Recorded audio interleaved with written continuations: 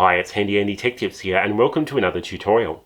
Today, I'll show you how to run small AI models locally on your own PC or Mac with a tool called Ollama. This is completely free, it's more secure because all of the data is kept on your device, and it means that you don't have to pay for subscriptions to access OpenAI, Anthropic, or other proprietary models running on data center level hardware. In fact, the open weight models I'm going to show you today, namely Qwen 3, a 4 billion parameter model from Alibaba, and Phi 4 Mini, a 3.8 billion parameter model from Microsoft, are so efficient that they can run on a standard laptop with 16 gigs of RAM and no dedicated GPU. And that's what I'll be testing them on today. A mid-range Dell laptop that's about 5 years old, with a Core i7 processor and Intel Iris Xe graphics.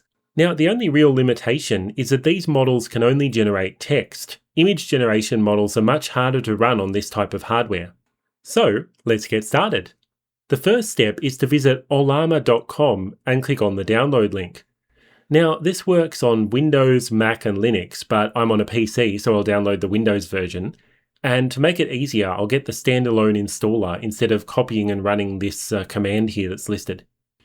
Now, the installer is a big download, about 1.5 gigs, but once it's finished, you can run it and it comes up with this installer, and you just need to click one button and it will install Ollama. Once it's done, it will open up the desktop app on the Launch tab, and you can see that it offers commands to integrate Ollama models with popular coding tools like Claude Code, OpenClaw, and Codex. But you can also use this app as a standalone chat interface by clicking on the New Chat tab, which is what we'll do. Now, the problem is that we don't have any models to use because we haven't downloaded any yet. So let's do that. You can go to the Ollama website and search for the available models, and it gives you the command to install them. So we'll go to the page for Qwen 3, and you just want to make sure that you've selected the 4 billion parameter version so that it runs on a moderately spec'd computer. Then copy the command that's listed for the CLI or command line interface. Next, you want to open the terminal. This will be different for Windows, Mac and Linux, but in Windows, you can right-click on the Start menu and then click Terminal. Then, in the PowerShell window that appears, type Ollama and hit Enter just to verify that everything is configured. If it's working properly, it should come up with a menu like this, and if not, you might need to reinstall Ollama or do a bit of troubleshooting. To install the Qwen model, paste the command that you copied earlier, in my case, Ollama run Qwen 3:4b. It will start the process of downloading the model, and it's a 2.5 gig download, so it may take a while. So we'll come back when it's finished and it says success. So now we can type a message to the model. I'll say, hello world, and hit enter. And then it will think about it a bit, because Qwen in particular has this internal monologue where it reasons a lot about what it's going to say before it says it. So it kind of goes on about it's going to do a greeting in a friendly and helpful way, and it should offer assistance and all this stuff. And then eventually it finishes with its actual answer. Hello, it's great to see you here. I'm here to help with anything you need. So you might be like, yeah, that doesn't really look like much, but remember, we've actually received this answer from an AI model running on our own hardware. You could actually disconnect from Wi-Fi or Ethernet, and this would still work. Pretty cool, right? But we want to use the friendlier chat interface. So if we go back to the Ollama app, we can then select Qwen 3:4b in the list of models down here, and then ask it another question.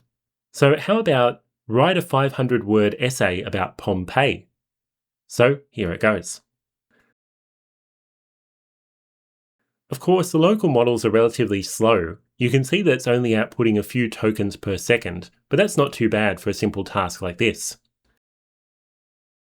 Another thing to note is that you won't want to multitask too much when using a local LLM because it chews up your system resources like crazy. Like with this task, my CPU is hovering around 65% usage, it's up and down a bit. Over 14 gigs of RAM is in use out of 16 gigs total, and it's even using half of my integrated GPU with 3D and video decoding tasks, which is quite interesting. So finally it's done, and here's the essay. It actually reads quite well. The prose is a bit flowery and over the top, like, for example, Pompeii stands not as a ruin but as an unparalleled frozen moment in human history, and it offers an intimate and visceral window into the vibrant community of the Roman world. Yeah, but that's par for the course with AI, and one of the reasons why I actually prefer to write things myself rather than use these models. Anyway, let's compare this level of performance with what Phi 4 Mini can do. So I'll copy this command to install it, and then I'll go back to PowerShell and run it, just like we did before. This model is also 2.5 gigs, so make sure you have enough space on your computer for all these files. Once that's done, go back to the Ollama app and you can select Phi from the model list. Now I'll think of a different prompt. How about, why is the sky blue? Write a 500-word essay explaining the scientific basis behind this fact in easy-to-understand language.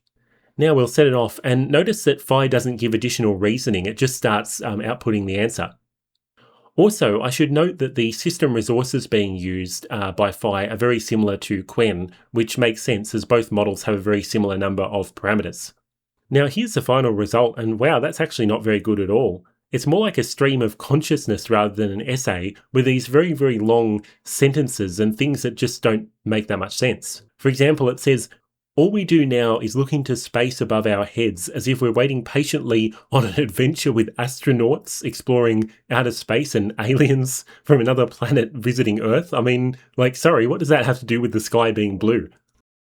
Just for interest, I gave Qwen this same prompt and it's making a lot more sense. Instead of aliens and astronauts, it's talking about how sunlight interacts with the tiny particles of air we breathe. This phenomenon, called Rayleigh scattering, is surprisingly easy to understand when you break it down. So yeah, I think Qwen definitely wins this round. Now we've seen how both models do at writing tasks, but how about coding? Well, the good news is that Ollama has an official extension for VS Code, which integrates local models into the chat window. You can search for it in the extension marketplace and then install it. Then, when you open the chat, you can go into the model selection menu and then click the little gear icon next to other models. Now, when you search for Ollama in this dialog, you can see that all of the local models that we've installed are listed. If you right-click on the ones that you want to use and click Pin Model, so I'll do both Phi and Qwen, they will now appear in the model selection menu and you can use them. Now this seems really convenient, but unfortunately I ran into some issues while using this extension. Phi worked fine and gave me the code that I wanted, albeit very slowly as you can see, but Qwen just gave all sorts of weird errors when I tried to use it in chat mode, and it froze up completely in agent mode. It didn't give any response at all. Now I couldn't resolve these problems, so I then turned to a different VS Code extension called Continue, and it works great with both models. You can just install it, as usual, and then open it from the sidebar here. It can work with both API keys from OpenAI, Anthropic, and Google, or local models.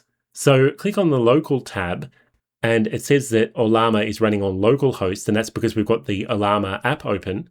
And in fact, Continue has already configured itself to work with it. All you need to do now is scroll up a bit, and then click the Select Model dropdown. Then click Add Chat Model, and as a provider here, select Ollama. You can see that the model is auto-detected, which is what we want, and after you click the Connect button, there we go, we're now using Qwen 3.4b. Brilliant. Finally, just for fun, I'll ask Qwen to make a game like the old arcade classic Super Breakout in JavaScript and HTML. I'll say that the left and right arrow keys should control the paddle that the ball bounces off.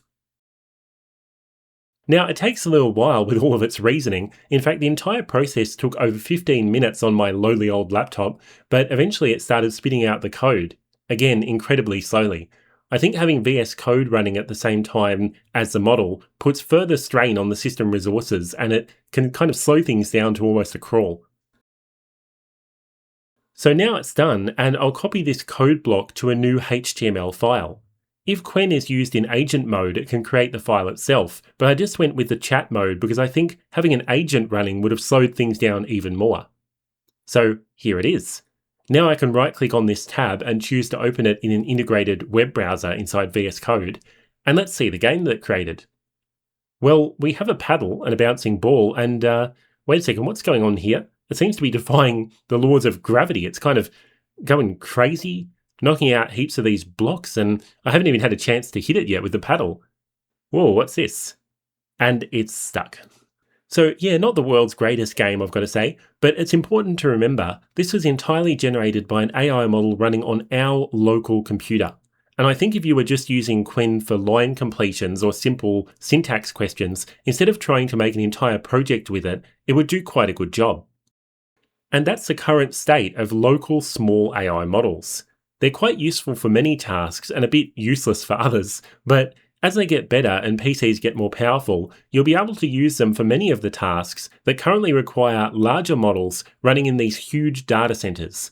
And in light of all the issues with those, I think this development would only be a good thing. So I hope you enjoyed this tutorial. I'm Handy Andy, and thanks so much for watching.